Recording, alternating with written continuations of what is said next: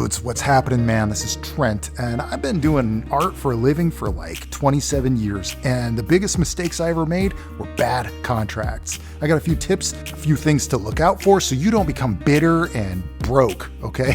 Just watch out for these things. While I'm talking about this, you're going to be watching me paint a watercolory kind of scene from the World of Twilight Monk Volume 2. This is an art book that I'm working on that is a follow-up to the World of Twilight Monk Volume 1, which is available on Amazon and at the links below in paperback and digital PDF. All right, dudes, let's talk about the ugly stuff. Let's talk about the stuff that makes you curl up into a ball at night, wishing maybe you would have gone to law school or whatever your parents told you you should have done. I was speaking to a young art student recently, and I said, what's your career plan? Where are you going? And she's like, well, I'm just going to try to be a good person and do good artwork and hope that I find good opportunities, that people see value in that. Wrong. Here's the problem, kid. See, that perspective is exactly why a lot of artists get taken advantage of, because we believe that the world is supposed to be fair and friendly, and if I'm a good person, great things are going to happen to me. Yes, to some extent, that is a part of it. That is true. But when a business person hears somebody talking like this, the first thing they're thinking is, wow, here's somebody that I could make a lot of money off of, and I'd be doing them a favor. The business person is not a bad person. The business person is interested in making money. I think most artists are interested in making money. It's only after they realize that once they've accomplished their art dreams that they wish they had some more of that cash that they feel bitterness and resentment, and then they get angry and decide that they are anti-business, anti-capitalist. Even though initially they were begging for an opportunity. They were begging to give it away. How do I know all this? Because I was me. I was there. I was that kid who was giving away all of my work. I made a lot of people a lot of money throughout my career, man. And these are a few of the situations where hopefully you can learn from my experience and maybe protect yourself. But I have a feeling you're going to go through some of these things yourselves. All right, so let's talk about legal advice that isn't really legal advice. I'm not a lawyer. This isn't legal advice. That's my disclaimer. Also, I'm going to tell you a few stories, and this is not intended to bust anybody out or tear anybody down. I don't agree with cancel culture. I don't agree with calling people out for bullshit online or riling up a mob to like chase somebody down because of some horrible thing that they did from my perspective, of my side of the story, okay?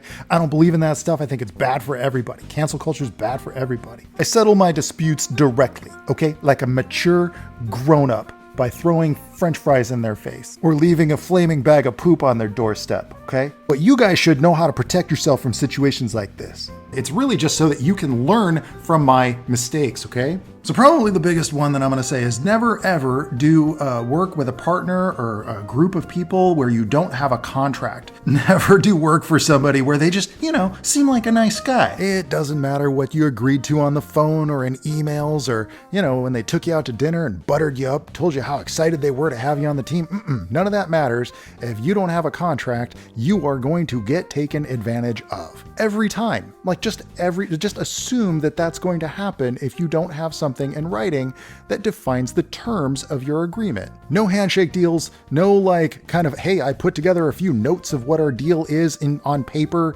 No. It has to be a legally binding document, a legal contract. Now, if you don't do that, then before you know it, they're going to own everything that you've ever made and everything that you ever will make.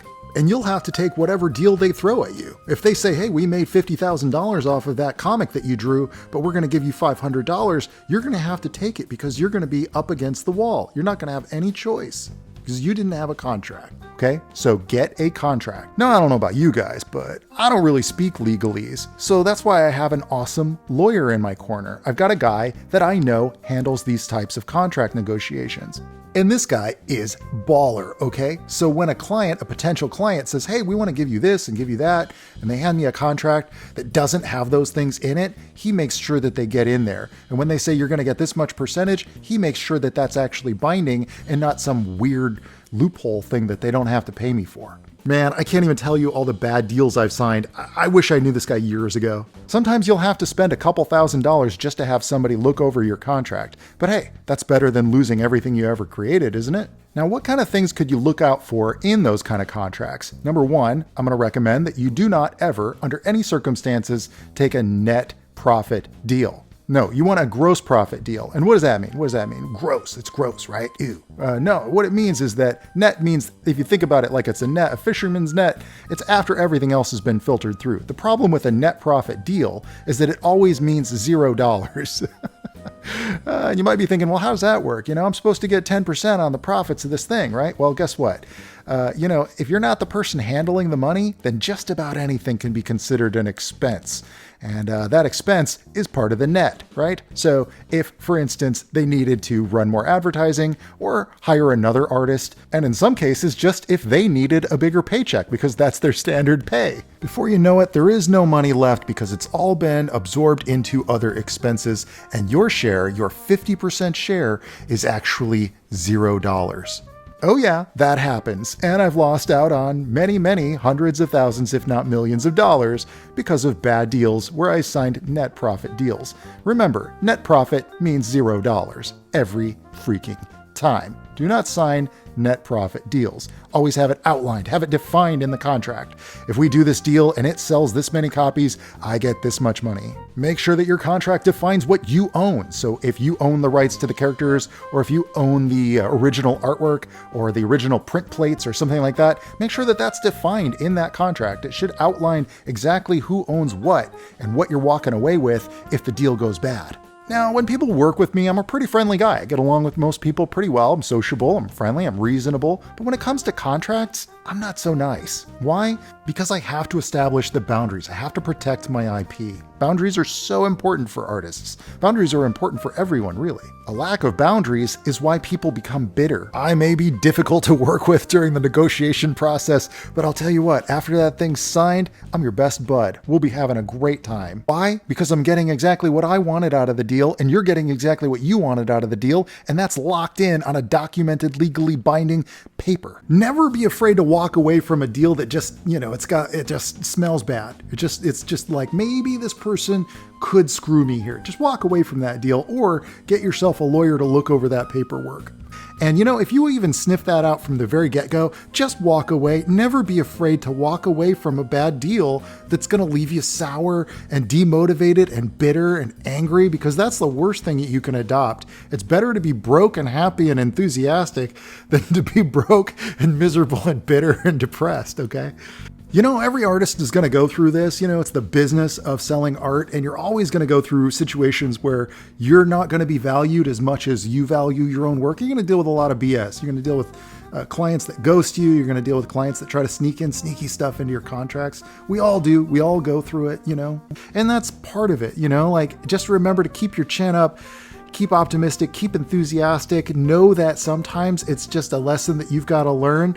You shake it off, You shake it off, and then you get right back up. In the instance of the two examples that I gave you, I see them as lessons. Sure, they were lessons that cost me thousands of dollars or more, but that's a small price to pay compared to going into an important deal that might be for all the marbles and still being naive about it. There's great value in knowledge and experience. Hell, some people pay thousands of dollars for weekend business development summits and such. And just like that buddy that you maybe lent $5,000 to start his business, who you can be pretty sure you'll just never get that money back. Hey, you know what? That's a cheap price to pay to never get that $5,000 back. And you get the valuable lesson of learning that you should not lend your buddies money to start their business. Very valuable lesson. So never sign contracts for a net profit sharing deal on the back end, even if it's a comic book, even if it's like, hey, we're doing this indie game and hey, I got a profit share on the back end. Never do deals like that, and never lend money to your friends to start businesses. Yeah, but maybe it'll work out really well for you. I don't know, man. This has just been, one of those lessons that I've learned. And so if you're facing a situation where somebody's saying, I can't pay you, but I'll give you a percentage share. Well, it's better to just not do it. Just say, take a hike there, buddy. I'd rather work on my own thing, and if it doesn't work out, at least I still own it.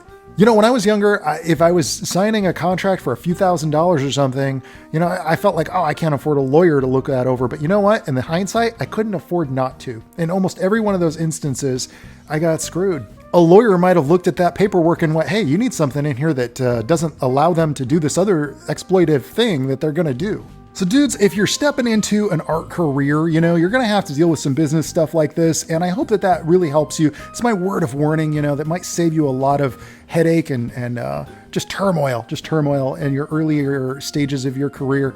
So always lawyer up when in doubt, or just don't do the deal. I've been a professional artist for a long time, from indie to big AAA games and such. So if you have any questions about working as an artist, drop those in the comments below. I'd be happy to answer them. And dudes, until next time, I'll catch y'all manyan de bon. And that's lately been like 2 or 3 times a week. So until next time, I'll catch you later. A ciao, baby.